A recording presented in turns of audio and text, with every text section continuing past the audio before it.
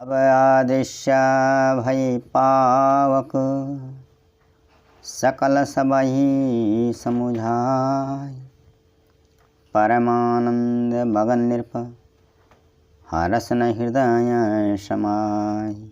तबहि राय प्रय नारी बोलाई, कौसल्यादि तहाँ चली आई। अर्धभाग कौसल्य ही दीना, उभय भाग आधे कर कीना।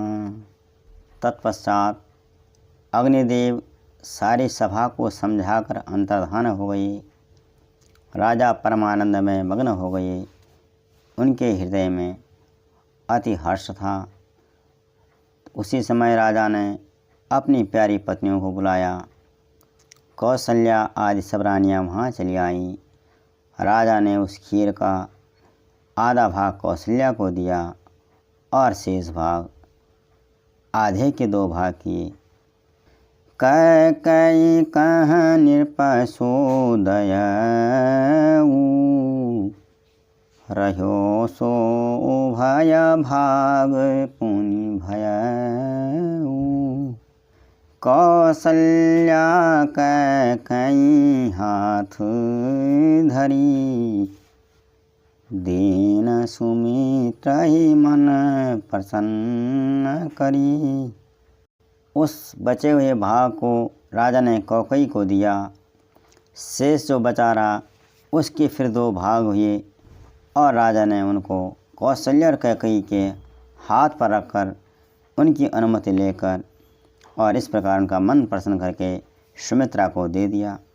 यही विधि गर्भ सहित सब नारी, भई हृदय हर्षित सुख भारी।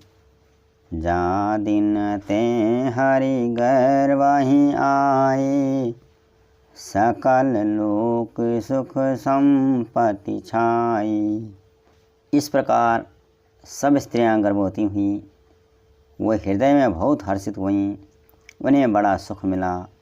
जिस दिन से श्री हरि लीला से ही गर्भ में आए, सब लोगों में सुख और संपत्ति छा गई। मंदिर मह सब राजहि रानी, शोभाशील तेज की खानी। सुख जुत कछुक काल जलि गयऊ, जहि प्रभु प्रगट सो अवसर भयऊ। शोभाशील और तेज की खान बनी हुई सब रानियाँ महल में सुशोभित हुईं। इस प्रकार कुछ समय सुखपूर्वक बीता और वह अवसर आ गया जिसमें प्रभु को प्रकट होना था।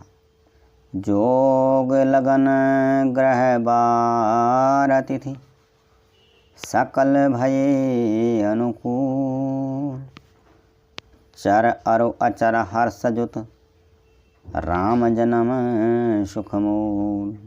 योग लग्न ग्रह बार और तिथि सभी अनुकूल हो गए। जड़ और चेतन सब हर्ष से भर गए, क्योंकि भगवान श्री राम का जन्म सुख का मूल है।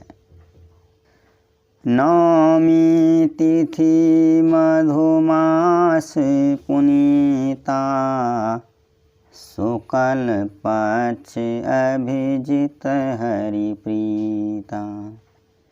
मध्य दिवस अति शीत न घामा, पावन काल लोक विश्रामा। पवित्र चैत का महीना था। नवमी तिथि थी। शुक्ल पक्ष और भगवान का प्रिय अभिजित मुहूर्त था। दोपहर का समय था।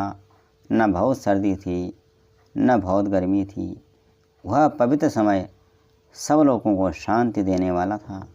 शीतल मंद सुरभि बहबाऊ, हरषित सुर संतन मन चाऊ। बन कुसुमित गिर गन मनि आरा, स्रवाहि सकल सरिता मृत धारा। शीतल मंद सुगंधित पवन बह रहा था। देवता हर्षित थे और संतों के मन में बड़ा चाव था। वन फूले हुए थे, पर्वतों के समूह मणियों से जगमगा रहे थे और सारी नदियाँ अमृत की धारा बहा रही थी। सो अवसर विरंचि जब जाना, चले सकल सुर साजी विमाना। गगन विमल संकुल सुर जो था, गावई गुण गंधर्व बरू था। जब ब्रह्मा जी ने वह भगवान के प्रकट होने का अवसर जाना, तब ब्रह्मा जी समेत सारे देवता विमान सजा कर चले। निर्मल आकाश देवताओं के समूह से भर गया। गंधर्वों के दल गुणों का गान करने लगे। बरसहि सुमन सुअंजुल साजी, गही गही गगन दुंदुबि बाजी। स्तुति करहिं नग मुनि देवा, बहुविधि लावहिं निज निज सेवा। और सुंदर अंजलियों में सजा कर पुष्प बरसाने लगी। आकाश में घमाघम नगाड़े बजने लगी। नाग मुनि और देवता स्तुति करने लगे और बहुत प्रकार से अपनी अपनी सेवा उपहार भेंट करने लगे। सुर समूह विनती करी, पहुँचे निज निज धाम। जगन्निवास प्रभु प्रगटे, अखिल लोक विश्राम। देवताओं के समूह विनती करके अपने अपने लोकों में जा पहुँचे। समस्त लोकों को शांति देने वाले जगदाधार प्रभु प्रकट हुए। भय प्रगट कृपाला दीन दयाला, कौसल्या हितकारी।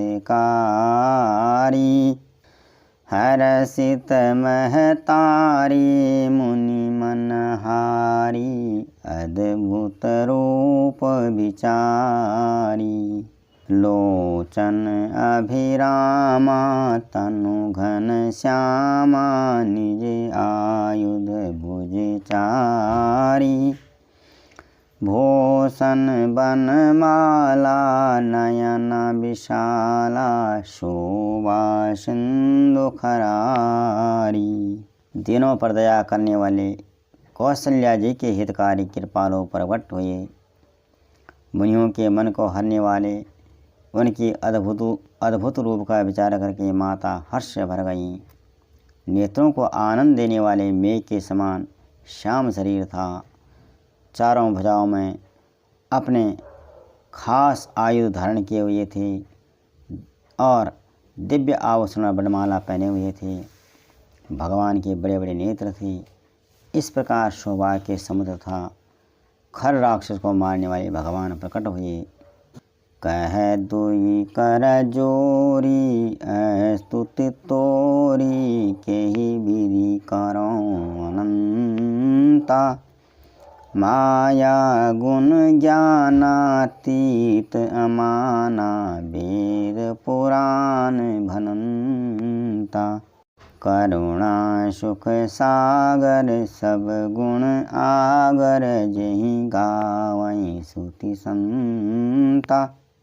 सो मम हित लागे जन अनुरागी, भयउ प्रगट श्रीकंता। कौशल्या जी ने दोनों हाथ जोड़कर कहने लगी, हे अनंत, मैं किस प्रकार तुम्हारी स्तुति करूं। वेद और पुराण आपको माया गुण और ज्ञान से परे और परिमाण रहित बतलाते हैं। श्रुतियाँ और संतजन दया और सुख का समुद्र, सब गुणों का धाम कहकर जिनका गान करते हैं, वही भक्तों पर प्रेम करने वाले लक्ष्मीपति भगवान मेरे कल्याण के लिए प्रकट हुए हैं। ब्रह्मांड निकाया निर्मित माया, रोम रोम प्रतिवेद कहे।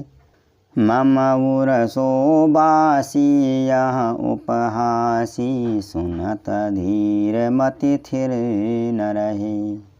उपजा जब ज्ञाना प्रभु मुस्काना, चरित बहुत विधि कीन चह। कही कथा सुहाई मातु बुझाई, जही प्रकार सुत प्रेम लहे। माता कौशल्या जी कहती हैं प्रभु से कि वेद कहते हैं कि आपके प्रत्येक रोम में माया के रचे हुए अनेकों ब्रह्मांडों के समूह भरे हुए हैं, और वही आप मेरे गर्भ में रहे।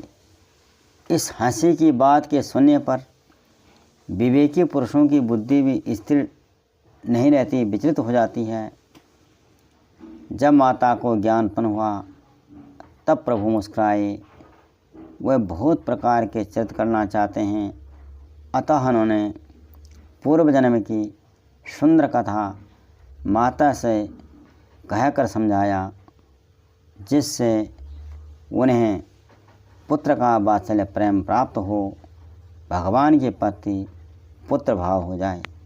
माता पुनि बोली सोमति डोली, तजहु तात यह रूपा।